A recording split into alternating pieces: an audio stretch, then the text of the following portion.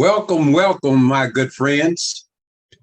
This is episode number 19, titled How I Arrived into the Real Estate Business.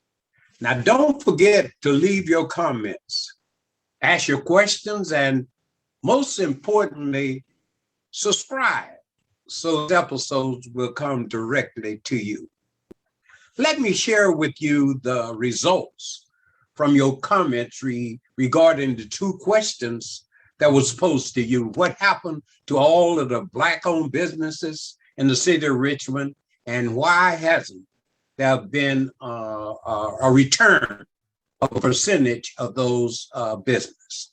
Well, I tell you, over 90% of your comments stated that the reason of the decline, of the demise of the African-American owned business was due to drugs, drug addiction, drug incarceration. It was a time when drugs was running rampant in our community. The use of heroin, amphetamines, pills, syrup, and cocaine. And to kill it all was the use of the crack cocaine, a method that was used to, rather than snorting the cocaine, he was smoking. And that was a decline. And if you recall, it was a time too, thinking about being incarcerated, it was a time that the same drug you received a different sentence on how you used it. If you were snorting it, you receive a less sentence than if you smoked it. So those were the comments that I received, over 90%, saying that we lost a lot of our business. The children wasn't able to take on the leadership that their parents had left them. 90% of drug use, and some would say that it was purposely done. But you see, we have to take responsibility. Some said that the reason was that many of the children didn't want to follow into the footsteps of their parents. I had a few, but I only had one comment, and this was really surprising to me. Only one comment stated that our inability or our unwillingness to do business with African American. There was a time years and years ago when we were forced to do business with one another because white Americans didn't want us to do business with us. So we were forced. But when that was eliminated, it was very difficult. But only one comment stated that our unwillingness to do business with one another. So I must continue on to my arrival into the real estate business. You may wonder, well, what did I do after that major fall, the major temporary defeat, if you will, in my life on this arrival? Well, I had developed a relationship with Ernie Walls. Ernie Walls and Ann Walls, they were the owners of a clothing store located at 1011 McDonald Avenue. And when we at Les and Joe's, when we had to do alterations, they had a tailor upstairs that we would use. So I would have a communication with Ernie Walls and Ann at that time. So as we was moving forward to going out of business, filing bankruptcy, I had asked Mr. Walls to hire me at Jameson Walls. Many of you may remember that Jameson Walls was a very elaborate, classy store. They sold Hickey Freeman suits. And I would like for you to Google Hickey Freeman suit. I learned a lot there. You know, anything that can work against you can work for you if you seek and find the equivalent benefit. So I call this a temporary defeat, not a failure, because I'm on to my arrival into life. And life is honest and it's fair, but it won't give you success. You have to claim it and you have to do it. So with that said, Ernie Walls, when I arrived there, Mr. Walls, they were older people. As a matter of fact, Ernie Walls didn't have, all his hair was white.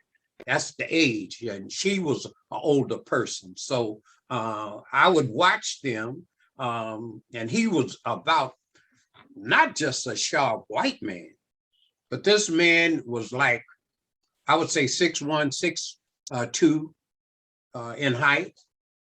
This man was elegantly dressed. He would have to, in my opinion, he was probably the best dressed man in the city of Richmond. Hickey Freeman suits, sometimes Hart, Schefter, and Mark. You can look that one up also. Knox hats, Florsheim shoes. This guy was, and he walked straight up with pride. I learned a lot from this man. And as I moved forward, and what was happening is that I wouldn't allow him to do anything. If I saw him pushing the broom, I would come to him and say, I do that. They allowed me, I'd get the window dressing in that store. I had learned that from Lesson Jones. So I would do it. They allowed me to do it. I guess they were saying, well, what can we lose? We've been here all these years. I think they opened up in the 40s, really. So they were young when they opened up Jameson Walls. And you, like I said, Google the Hickey Freeman. And what I learned on how to, the difference between a fine made suit. I learned that the Hickey Freeman suit was cut out individually by hand. I learned that the buttonholes were done by hand. I learned that the 3 to 4 buttons on the sleeve were operational. I mean, they could unbutton, done by hand. I learned that only a few places in a Hickey Freeman suit was done by machine. I learned that power cutting was when a less expensive suit was made. They called it power cutting, where they put a lot of fabrics up on and the machine would come down and cut out and following that pattern, but not a Hickey Freeman. And I would think that when you Google the Hickey Freeman suit today, you will find that they're selling for well over $1,000 today, maybe between $1,500 and $2,000. Hart, Schefter, and Mark. Knox shoes. So you could just see this man. But more importantly is that they actually allowed me to do most everything in that store, from the vacuuming to doing the floors, to dusting the suits, to reading the labels, to doing everything. But here's my point here. I want to see what you think about this. Lesson Jones was located at 820 McDonald. And I gave you that story of what happened to Lesson Jones.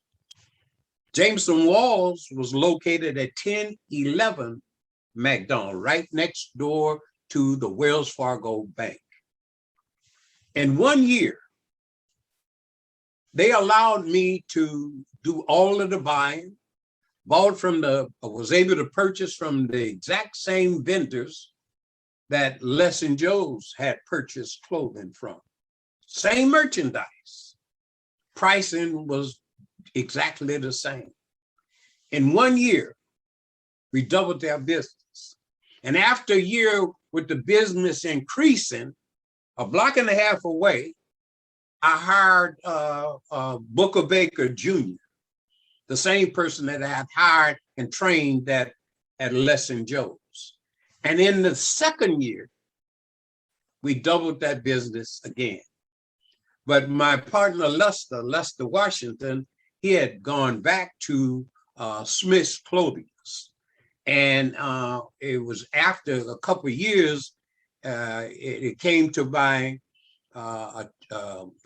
mindset that I wouldn't be able to continue to build there. Didn't have a vacation, didn't have health benefits.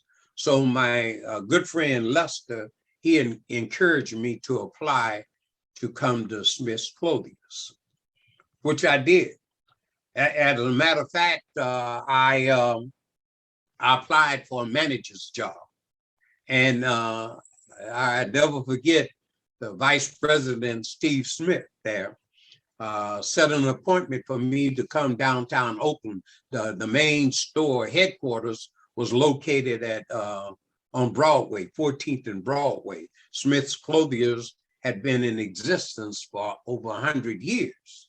And that's another story because later on, they went out of business also. But I applied for a manager's job and they asked me to start as a salesperson. I fussed and argued. They said, trust me. Steve Smith said, look, Joe, trust me. And let me tell you what I learned. The very first day that I was on the sales floor, trusting that one day I would become a manager, I didn't even know how to ring up the cash register. I had to ask for help. So that was my first experience of how could I be a manager and I didn't know the basic things of how to ring up a sale. But so I sucked it up and I started working on that floor. As a matter of fact, I became the #1 salesperson in the company, working on the floor. And in the next 6 to 7 months, they sent me as assistant manager to the El Cerrito Plaza. And it was predominantly white, Caucasian was the clientele there. And my wife and I, at this time, I'm with Maxine. I didn't go through that part on my second temporary defeat. But after that, we won most all the awards for doing the sales at that particular time. We were able to go to the '84 Olympics in Los Angeles. We won that contest, multiple sales and the salesmanship, giving good quality that actually I had learned at Lesson Joe's and Jameson Walls. So now I'm taking that experience and I'm taking it to a larger company. As I mentioned, they owned about 36, 37 stores, have been in existence for over 100 years. So here we are. We actually were able to win the contest and we attended the Super Bowl with the Vikings and the Oakland Raiders. We won another contest at Smith's with a cruise, a Mexico cruise. So it was sensational. And after that, I think what I want to do here is I'm kind of torn with whether I should end this and bring it into episode number 20 or continue on, because I don't want to get too far before I share with you my second major setback. And maybe I do that now. My second major setback after building up there at Smith's. Building up there at Smith's, started rising up again, rising from the temporary defeat, going up, had built a big home there on Sonoma, right across the street from the St. David's Catholic Church. 2 young children, Joe and Margot, are living there. And we are building big house, 4-bedroom, 3 full bath. I mean, we had everything going. But what goes up must come down. So after 17 years of marriage there, that marriage failed. That marriage failed. And so now I've shared with you my first major. Now it's starting all over again. As a matter of fact, my good friend, Lester Washington, I went to live with him for a moment. And I would wake up, from this big house. I would wake up, I would be crying. How could life just change so rapidly? From this big house with a bay view, I was able to see the San Pablo Bay, the San Francisco Bay, everything. And all of a sudden, I'm in a basement. Wake up in the middle of the night crying.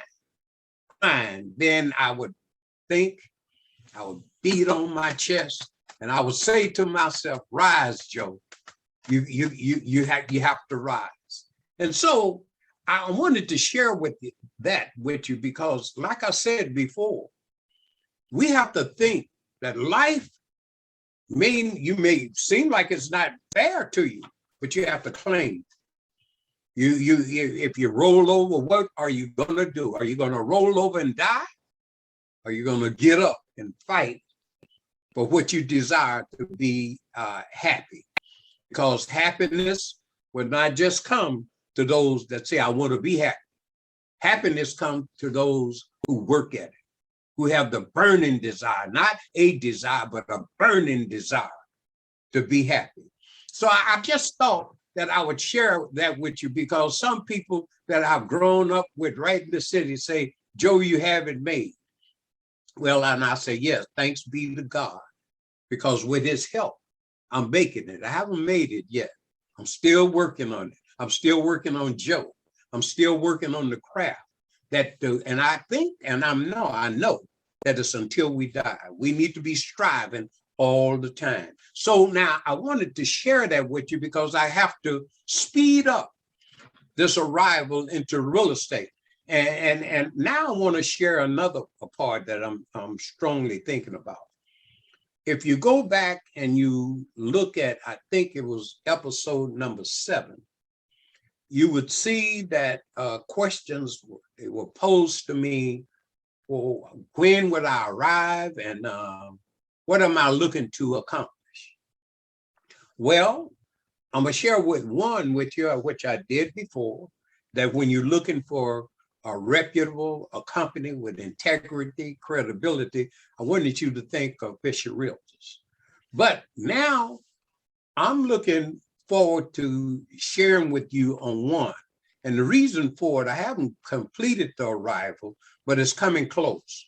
But I think it's imperative that I share with you on one, that what I'm looking to do. What I'm looking to do is, and starting at the first of the year, I want to bring that first time home buyer seminar back. And I want this seminar to be specifically devoted to African Americans. Why? Now, anyone can come, but I want it to be specifically devoted to African Americans. Why? Because we as African Americans, we have different issues, and they need to be addressed. And I want to encourage those parents and grandparents, if you have children in high school or whatever, send them. It'll be free. But I want you to get started, because there are issues that we have that after I've been in this business now 33 years, and we have different issues that no other people really have. We do. And I want to address those. I want to help to prepare us to be homeowners, because that's where most of our investment is. That's where most of our value is. That's where most of our net worth is. It's in the home. The home is the largest purchase in your lifetime. Most people, all people, that's the largest purchase. And we need to understand that it's good to rent, but you can't write it off. You can't write it off, but you could write off a great percentage of the interest when you purchase a home. I want to address that. So I hope that I'm developing interest in that. Leave your comments if you could see that vision. And I will continue to elaborate on this issue with African Americans on how you can do better, how we can do better. I want to be able to tell you the truth, whether you're able to accept it or not. You will receive the truth. You may not be able to see it immediately, but down the road, you'll be able to see it. You'll grasp the understanding on how to invest into real estate, and it'll help you as we get older, and you'll be happy. Thanks be to God. I hope that you all will be able to see this. Share those comments now. Let's get on board. Let's do better with the African American people. God bless you. And hopefully I will be able to see more of you on episode number 20.